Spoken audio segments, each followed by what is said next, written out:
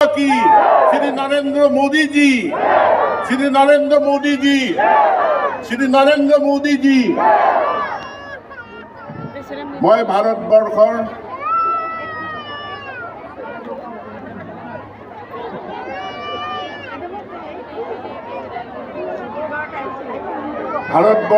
माननीय यशस्वी प्रधानमंत्री श्रीजुत नरेंद्र मोदी डांगरियाक विधानसभार 2026 निर्वाचনৰ প্ৰথমখন জনসভালৈ মই আদৰণি জনাইছোঁ। তেখেতৰ লগতে আমাৰ কেন্দ্ৰীয় মন্ত্ৰী শ্ৰীযুত সৰ্বানন্দ সোণোৱাল ডাঙৰীয়া আৰু আমাৰ 7টা বিধানসভা সমষ্টিৰ প্ৰাৰ্থীসকল তেওঁলোকক মই ইয়ালৈ আদৰণি জনাইছোঁ। এতিয়া মই মাননীয় প্ৰধানমন্ত্ৰী শ্ৰীযুত নৰেন্দ্ৰ মোদী ডাঙৰীয়াক এখন গামোচাৰে আদৰণি জনাবৰ কাৰণে আমাৰ শ্ৰদ্ধাৰ সাংসদ শ্ৰীযুত প্ৰদান বৰুৱা ডাঙৰীয়াক অনুৰোধ জনাইছোঁ।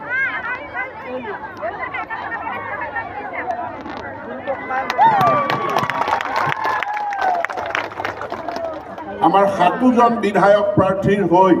মাননীয় বিধায়ক ভুৱন পেগুক এখন মিচিং ৰিবিৰে তেখেতক আদৰণি জনাবৰ কাৰণে অনুৰোধ জনাইছোঁ। পঞ্চমবাৰৰ বাবে ধেমাজি জিলালৈ আহিছে মাননীয় প্ৰধানমন্ত্ৰী নৰেন্দ্ৰ মোদী ডাঙৰীয়া। 2014, 2017, 2018, 2024 আৰু 2026 প্ৰধানমন্ত্ৰী ডাঙৰীয়া ধেমাজিলৈ আহিছে। সকলোকে এটা বৃহৎ হাত চাপৰিৰে তেখেতক স্বাগতম জনাবৰ কাৰণে মই অনুৰোধ জনাইছোঁ।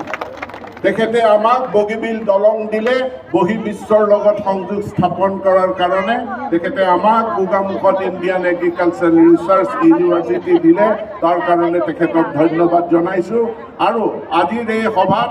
লখিমপুৰৰ প্ৰাক্তন সাংসদ, প্ৰাক্তন মুখ্যমন্ত্ৰী, বৰ্তমান কেন্দ্ৰীয় মন্ত্ৰী শ্ৰী সৰ্বানন্দ সোণোৱাল ডাঙৰীয়াক আদৰণি ভাষণ দিবৰ কাৰণে মই বিনম্ৰ অনুৰোধ জনাইছোঁ।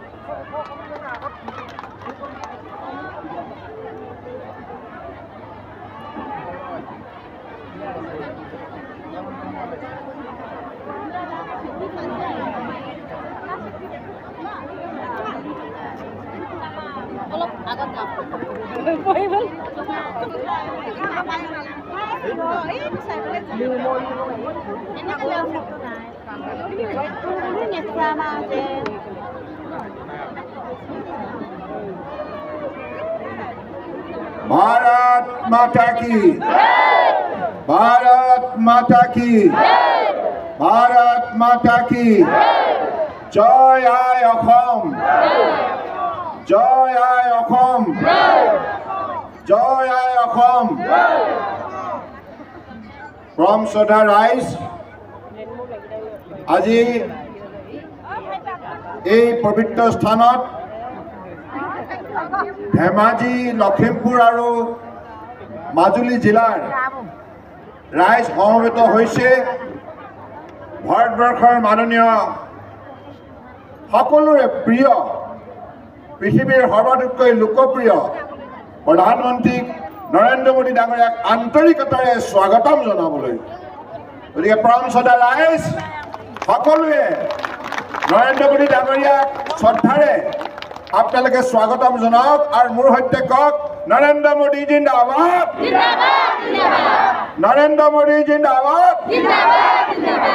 নৰেন্দ্ৰ মোদী জিন্দাবাদ। আজি এই সভাত আমাক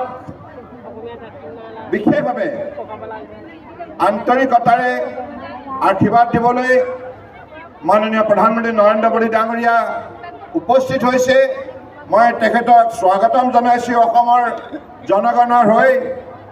আজি এই সভাত উপস্থিত আছে প্ৰদান বৰুৱা ডাঙৰীয়া সাংসদ, ডক্টৰ অনুজ পেগু ডাঙৰীয়া মন্ত্ৰী, বিধায়ক জোনাই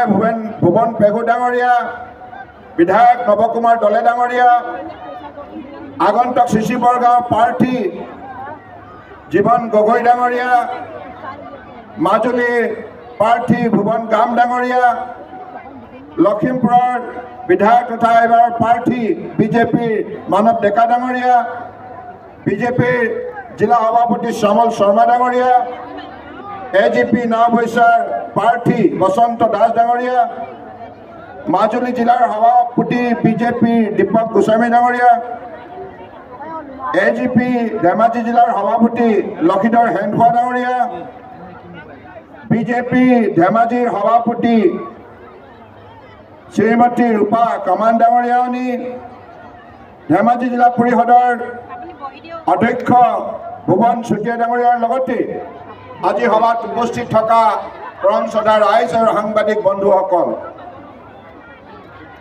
আজি ইতিমধ্যে ডক্টৰ অনুজ পেগু ডাঙৰীয়াই তেখেতৰ বক্তব্যত আপোনালোকক জনাইছে আমাৰ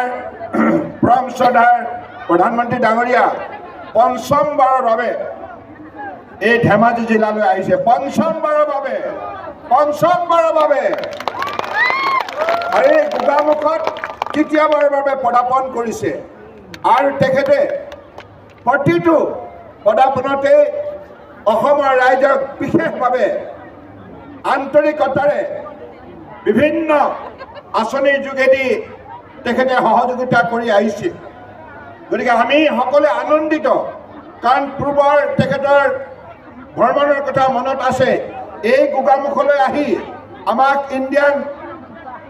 এগ্ৰিকালচাৰ ৰিচাৰ্চ চেণ্টাৰ তেখেতে উপহাৰ দিলে। তাৰ বাবে সমগ্ৰ ব্ৰহ্মপুত্ৰ উত্তৰপাৰৰ ৰাইজৰ হৈ মই মাননীয় প্ৰধানমন্ত্ৰী ডাঙৰীয়াৰ আন্তৰিকতাৰে কৃতজ্ঞতা জ্ঞাপন কৰিছোঁ। পৰম শ্ৰদ্ধাৰ ৰাইজ, বগীবিল দলং, ৰাষ্ট্ৰীয় ঘাইপথ 15, লগতে আজি NHPC 2000 মেগাৱাটৰ পাৱাৰ প্লাণ্ট, এই সকলোবিলাক উল্লেখযোগ্য আজি সফলতা অসমৰ বাবে যদি সম্ভৱ হৈছে কেৱল মাননীয় প্ৰধানমন্ত্ৰী নৰেন্দ্ৰ মোদী ডাঙৰীয়াৰ বিশেষ তৎপৰতাত আৰু আশীৰ্বাদত এইবিলাক সম্ভৱ হৈছে। গতিকে আমি সকলোৱে জানো যে মোদী है तो শান্তি है, মোদী है तो সমৃদ্ধি है। অৰ্থাৎ আজি মাননীয় প্ৰধানমন্ত্ৰী ডাঙৰীয়াই যোৱা 11 বছৰে অসমৰ বাবে যি আন্তৰিকতাৰে বিভিন্ন আঁচনিৰ যোগেদি আমাক যিখিনি আৰ্থিকভাৱে সহযোগিতা আগবঢ়ালে, তাৰ ফলস্বৰূপত আজি আমি এনেধৰণে ভাৰতবৰ্ষৰ বুকুত অন্যতম শক্তিশালী ৰাজ্য হিচাপে পৰিচয় তুলিবলৈ সক্ষম হৈছোঁ। এই ব্ৰহ্মপুত্ৰ উত্তৰ পাৰ কংগ্ৰেছৰ 55 বছৰীয়া শাসনকালত আটাইতকৈ পিছপৰা অঞ্চল হিচাপে পৰিগণিত হৈছিল। মানুহে ওচৰলৈ অহা নাছিল, মাটি বাৰীৰ কোনো ধৰণৰ দাম নাছিল, মানুহে এলাহ কৰিছিল ইয়ালৈ আহিবলৈ। কিন্তু আজিৰ তাৰিখত মাননীয় প্ৰধানমন্ত্ৰী নৰেন্দ্ৰ মোদী ডাঙৰীয়াই তেখেতৰ 11 বছৰ কাৰ্যকালত আমাক বৈপ্লৱিক পৰিৱৰ্তন দিলে। আজি আমাৰ দলং হ'ল, ৰাস্তা পদূলি হ'ল, শিক্ষানুষ্ঠান হ'ল, মেডিকেল কলেজ হ'ল, ইঞ্জিনিয়াৰিং কলেজ হ'ল, এনেধৰণে সকলো উল্লেখযোগ্য অনুষ্ঠান প্ৰতিষ্ঠান তেখেতে আজি গঢ় দিয়াৰ বাবে আমি ভাৰতবৰ্ষৰ বুকুত অন্যতম শক্তিশালী অঞ্চল হিচাপে আজি আমাৰ পৰিচয় আমি দাঙি ধৰিবলৈ সক্ষম হৈছোঁ। পৰম শ্ৰদ্ধাৰ ৰাইজ, আমি সকলোৱে জানো মোদী ডাঙৰীয়া থাকিলে আমাৰ সুৰক্ষা সদায় থাকিব আৰু সন্মানো থাকিব। সেইকাৰণে মই ক'ব বিচাৰোঁ, মোদী है तो সুৰক্ষা है, সন্মান भी है। গতিকে তেখেতে আজি ভাৰতবৰ্ষৰ বুকুত অসমীয়া জাতিক যিটো সন্মান দিলে, এই সন্মান আজি আমি গামোচাখনৰ পৰা আৰম্ভ কৰি আলিগাঁৱৰ পৰা আৰম্ভ কৰি আজি বাগৰুম্বা, ঝুমুৰ, বিহু সকলোবিলাক জাতীয় কৃষ্টি সংস্কৃতিক তেনেধৰণে তেখেতে আজি ৰাষ্ট্ৰীয় প্ৰেক্ষাপটত মৰ্যাদা দিলে। তাৰ ফলশ্ৰুতিত আজি অসমীয়া জাতিয়ে বিশ্বৰ বুকুত এটা শক্তিশালী পৰিচয় পাবলৈ সক্ষম হ'ল। ইয়াৰ উপৰিও পৰম শ্ৰদ্ধাৰ ৰাইজ, মাননীয় প্ৰধানমন্ত্ৰী নৰেন্দ্ৰ মোদী ডাঙৰীয়াই বিদেশী মুক্ত অসম গঢ় দিয়াৰ বাবে অসম চৰকাৰক তেখেতে নিৰ্দেশ দিলে যে খিলঞ্জীয়া ভূমিপুত্ৰসকলৰ হাতত মাটিৰ পট্টা তুলি দিব লাগিব। গতিকে 2016 চনৰ পৰা 2026 চনলৈকে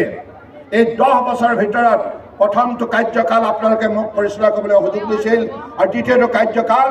ডক্টৰ হিমন্ত বিশ্ব শৰ্মা ডাঙৰীয়াৰ নেতৃত্বত সফলতাৰে সম্পূৰ্ণ হৈছে। এই দুইটা কাৰ্যকালতে মাটি ভেটি কৃষ্টি সংস্কৃতি ৰক্ষা কৰাৰ স্বাৰ্থত 8 লাখতকৈ অধিক খিলঞ্জীয়া ভূমিপুত্ৰৰ হাতত মাটিৰ পট্টা তুলি দিয়া হ'ল। এই হৈছে কাৰণ বিদেশী অবৈধ সন্দেহযুক্ত বিদেশী কবলত থকা মাটি আজি কোনোবা চৰকাৰে যদি কাঢ়ি আনিবলৈ সক্ষম হৈছে সেই চৰকাৰ হৈছে বিজেপি চৰকাৰ আৰু অসমীয়া ভাষাক ক্লাছিকেল লেংগুৱেজ হিচাপে মৰ্যাদা দি ভাৰতবৰ্ষৰ বুকুত এটা শক্তিশালী আমাক যিটো পৰিচয় দিলে তাৰ ফলত আমাৰ মাতৃভাষাই আজি নতুনকৈ এটা মাত্ৰা পালে ইয়াৰ বাবেও মই মাননীয় প্ৰধানমন্ত্ৰী নৰেন্দ্ৰ মোদী ডাঙৰীয়াক অসমীয়া জাতিৰ হৈ বৰাক ব্ৰহ্মপুত্ৰ পাহাৰ ভৈয়ামৰ বৃহত্তৰ অসমীয়া জাতিৰ হৈ বিশেষভাৱে আন্তৰিক কৃতজ্ঞতা জ্ঞাপন কৰিছোঁ নৰেন্দ্ৰ মোদী জিন্দাবাদ নৰেন্দ্ৰ মোদী জিন্দাবাদ from Sudharais Modi hai to vikas hai কাৰণ আজিৰ তাৰিখত আপোনালোকে নুমলীগড় শোধনাগাৰ বুলি কওক নামৰূপ ফাৰ্টিলাইজাৰ বুলি কওক ছেমিকণ্ডাক্টৰ বুলি কওক আৰু আটাইতকৈ ডাঙৰ কথা মাননীয় প্ৰধানমন্ত্ৰী ডাঙৰীয়াই যোৱা 11 বছৰে অসমত শান্তি প্ৰতিষ্ঠা কৰিবৰ বাবে উগ্ৰপন্থীৰ সৈতে শান্তি চুক্তি কৰি 10,000তকৈ অধিক উগ্ৰপন্থীক অস্ত্ৰ ত্যাগ কৰি ভাৰতবৰ্ষৰ মূল সুঁতিলৈ আহিবলৈ বাধ্য কৰালে আৰু এনেধৰণে অসমত শান্তি প্ৰতিষ্ঠা হ'ল আৰু আজি শান্তি হোৱাৰ বাবে আজি প্ৰগতি সম্ভৱ হৈছে আজি নতুন নতুন উদ্যোগ হৈছে আৰু ইয়াৰ উপৰিও অসমত এতিয়া ভাৰতবৰ্ষৰ আন্তঃৰাষ্ট্ৰীয় পৰ্যায়ৰ ডাঙৰ ডাঙৰ কোম্পানীবিলাকে ইয়াত বিনিয়োগ কৰিবৰ বাবে আন্তৰিকতা আগবাঢ়ি আহিছে আৰু এই যোৱা 5 বছৰৰ ভিতৰত 5 লাখ কোটি টকাতকৈ অধিক ইতিমধ্যে বিনিয়োগ ক্ষেত্ৰত ডাঙৰ ডাঙৰ উদ্যোগপতিসকলে অসমত বিশেষভাৱে পদক্ষেপ গ্ৰহণ কৰিছে ইয়াৰ ফলত অসমৰ পৰা যিমান সংখ্যক আমাৰ সম্পদ সম্ভাৱনা শক্তি আছে ইয়াকতো উচিতভাৱে মূল্যাংকন কৰা হ'ব ইয়াৰ উপৰিও অসমৰ উঠি অহা প্ৰজন্মই লাখ লাখ যুৱক যুৱতীয়ে মৰ্যাদা সহকাৰে উপাৰ্জনৰ পথ পাবলৈ সক্ষম হ'ব গতিকে সেইবাবে মই আজি এই পৰিৱেশ নিৰ্মাণ কৰাৰ ক্ষেত্ৰত মাননীয় প্ৰধানমন্ত্ৰী ডাঙৰীয়াই যিখিনি আন্তৰিকতাৰ সহযোগিতা আগবঢ়াইছে ইয়াৰ বাবে আমি অসমীয়া জাতিৰ চিৰকৃতজ্ঞ ডক্টৰ ভূপেন হাজৰিকা কংগ্ৰেছৰ কাৰ্যকালত বাৰম্বাৰ অসমীয়া জাতিয়ে ক'লে মৰণোত্তৰ হ'লেও তেখেতক ভাৰতৰত্ন প্ৰদান কৰিব লাগে কিন্তু কংগ্ৰেছ চৰকাৰে গুৰুত্ব নিদিলে কংগ্ৰেছ চৰকাৰে কোনোদিনেই আমাৰ জাতীয় চেতনাক জাতীয় অস্তিত্বক গুৰুত্ব দিয়া নাই মাননীয় প্ৰধানমন্ত্ৰী ডাঙৰীয়াই তেখেতে স্বতঃস্ফূৰ্তভাৱে আন্তৰিকতাৰে ডক্টৰ ভূপেন হাজৰিকাৰ প্ৰতি শ্ৰদ্ধাঞ্জলি জ্ঞাপন কৰি তেখেতক মৰণোত্তৰভাৱে দেশৰ সৰ্বোচ্চ অসামৰিক সন্মান ভাৰতৰত্ন তেখেতক প্ৰদান কৰিলে গতিকে এনেধৰণে অসমৰ বিভিন্ন জাতি জনজাতি অনুসূচিত জাতি অন্যান্য পিছপৰা সম্প্ৰদায় সকলোকে ভাষা ভাষী ধৰ্মাৱলম্বী লোকক আজি সন্মান সহকাৰে যদি শক্তিশালী এটা মৰ্যাদা প্ৰদান কৰিছে সেইগৰাকী মহান প্ৰধানমন্ত্ৰী নৰেন্দ্ৰ মোদী ডাঙৰীয়া গতিকে আজি শুভক্ষণত মই আৰু বেছি দীঘলীয়া বক্তব্য নিদিওঁ কাৰণ আমি সকলোৱে আজি মাননীয় প্ৰধানমন্ত্ৰী ডাঙৰীয়াৰ বক্তব্য শুনিবৰ বাবে আগ্ৰহেৰে ৰৈ আছোঁ গতিকে সদৌ শেষত মই এটাই কওঁ যে ভাৰতীয় জনতা পাৰ্টি চৰকাৰ থাকিলেহে অসমৰ প্ৰতিটো খিলঞ্জীয়া জাতি জনগোষ্ঠী সদায় সুৰক্ষিত হৈ থাকিব ইয়াৰ অস্তিত্ব ইয়াৰ কৃষ্টি সংস্কৃতি ভাষা সাহিত্য আৰু আত্মসন্মান ৰক্ষা কৰিব আৰু সেই ৰক্ষা কৰা যাত্ৰাত প্ৰধান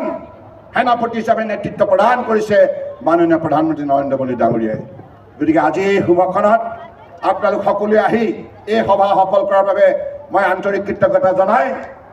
মোৰ বক্তব্য সামৰিছোঁ ধন্যবাদ ভাৰত মাতা কি ভাৰত মাতা কি ভাৰত মাতা কি জয় আই অসম জয় আই অসম জয় আই অসম ধন্যবাদ